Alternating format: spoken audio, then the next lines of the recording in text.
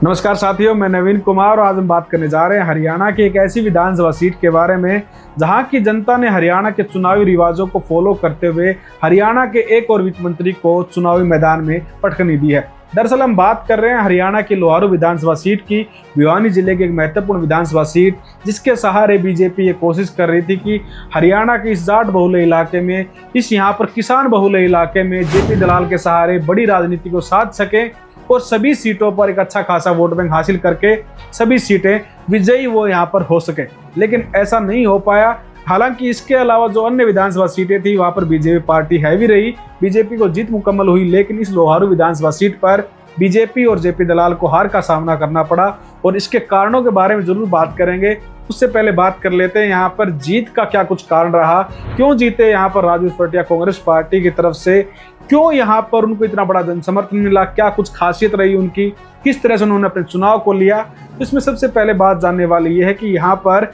गोत्र का जो फैक्टर है वो हमेशा चलता रहता है, लेकिन पिछले कुछ चुनाव से यहाँ पर देखा गया है कि जो मूल गोत्र है वो लगातार बटा हुआ नजर आता है और उसके बटने का सबसे बड़ा कारण है यहाँ पर ध्रुवीकरण। उनका आसपास के जो उनके खुद के जो पर्सनल कार्यकर्ता होते हैं पार्टियों के, उनका जो रवैया होता है आम जन के लिए, लोग भी उसी आधार पर वोट करते हैं और इसका फायदा पहले बीजेपी को हुआ है और अब की बार कांग्रेस को इस चीज का फायदा हुआ, क्योंकि यहाँ से सोमवीर सोरान जो लगातार चुनाव हार रहे थे कांग्रेस पार्टी की तरफ से, उनको बारडा शिफ्ट किया गया और वो वहां से भी चुनाव हार गए। तो इससे यहाँ का जो पूरा माहौल है और राजनीति को समझने का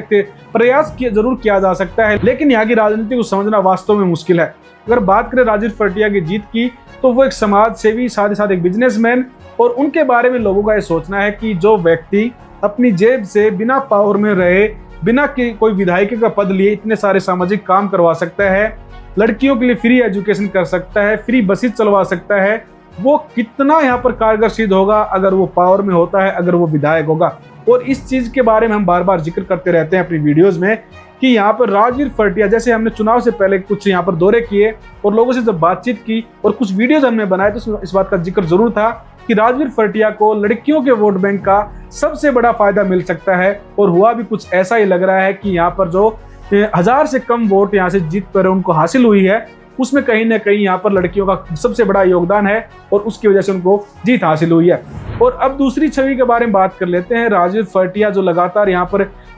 यहाँ पर हम कह सकते हैं कि लगातार इस इलाके में रहकर मेहनत कर रहे थे, उनके पीछे उनकी जो छवि है वो कहीं ना कहीं काम आई उनके, क्योंकि जेपी दलाल भी लगातार इस एरिया में काम करवा रहे थे। ऐसा नहीं है कि उन्होंने काम नहीं करवाया, उन्होंने, अगर काम के बारे में हम बात करें तो जेपी दलाल को शायद ही कोई हरा सकता था इस इलाके से, लेकिन यहाँ की जनता का मूड अलग है, वो बहुत जल्द अपने जो चुनावी समीकरण उनको बदल देते हैं। इसके बारे में कभी फिर विस्तार से चर्चा करेंगे, लेकिन फिलहाल दौर में जेपी दलाल की जो हार थी उसका एक सबसे बड़ा कारण है उनका वक्तव्य। वो जिस तरह की भाषा शैली यूज करते हैं उसकी वजह से 1000-1500 व्यक्ति उनसे जरूर नाराज हुए और उनकी हार का सबसे बड़ा कारण रहा। उन्होंने किसान आंदोलन के बारे में कुछ स्टेटमेंट्स दिए थे। उन्होंने 2019 के विधानसभा चुनाव में कुछ ऐसी उनके अक्खड़ स्वभाव की वीडियो सामने आई थी जब वो लोगों को डांटते फटकारते नजर आए थे। साथ ही साथ अब की बार विधानसभा चुनाव से कुछ समय पहले उन्होंने काफी सारी ऐसी बातें कही थी जिसकी वजह से लोग नाराज होना यहाँ पर लाजमी लग रहे थे। अगर दूसरी तरफ से बात करें यहाँ पर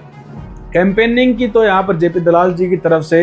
हरियाणा के बड़े नेता कुलदीप बिश्नोई जी ने कैंपेनिंग की थी। हालांकि जेपी दलाल भी हार गए और भूपेंद्र बिश्नोई जो कुलदीप बिश्नोई जी के बेटे हैं उनको भी चुनाव में हार का सामना करना पड़ा। और जो चुनाव के नतीजे थे उसको लेकर बड़ा क्लैश देखने को मिला मतगणना सेंटर पर। भिवानी का जो शिक्षा बोर्ड है यहाँ पर, क्योंकि जो 793 वोटों से राजवीर फटिया जीते थे उसको चैलेंज किया यहाँ पर जेपी दलाल ने, एक तरह से बताया जा रहा है। काउंटिंग सेंटर पर वो 3 बार रिकाउंटिंग करवाई गई। उस दौरान राजवीर फटिया भी अपने बड़े जन समर्थन के साथ वहां पर पहुंचे और क्लैश होने की पूरी स्थिति वहां पर हो चुकी थी, लेकिन आखिर में चुनाव आयोग की तरफ से जो रिटर्निंग ऑफिसर था उन्होंने जो जीत का जो पत्र था वो यहाँ पर राजवीर फटिया को दिया और राजवीर फटिया उसके बाद अपने समर्थकों के साथ अपने हलके में पहुंचे जहां पर उनका गर्मजोशी से स्वागत किया गया। और ये जो एक तरह से कह रहे हैं कि जो रिकाउंटिंग करवाई गई इसके बारे में राजवीर फटिया की तरफ से चुनाव आयोग को शिकायत भी दी गई। उनको यहाँ पर सोशल मीडिया के माध्यम से बार बार टैग भी किया गया कि आप इस तरह की जो चीजें हैं उसके ऊपर ध्यान दीजिए और मेरी जीती हुई बाजी को यहाँ पर गलत गैर कानूनी तरीके से जीतने की कोशिश की जा रही है दूसरे तरीके से।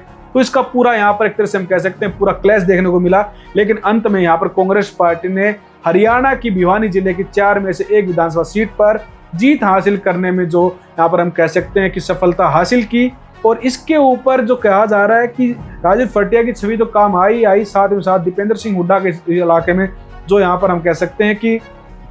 दौरे रहे, वो भी सबसे बड़ा कारण रहे। और जो सोराण गोत्र का जो यहाँ पर ध्रुवीकरण रहा वोटों का, वो भी राजीव फटिया की जीत में कहीं ना कहीं सबसे बड़ा योगदान माना जा रहा है। लेकिन आप जनता जनार्दन हैं, आप बताइए आपको क्या लग रहा है, यहाँ पर राजीव फटिया क्यों जीते और यहाँ पर जेपी दलाल हरियाणा के वित्त मंत्री को लोगों ने रिवाज के अनुसार क्यों हरा दिया। धन्यवाद।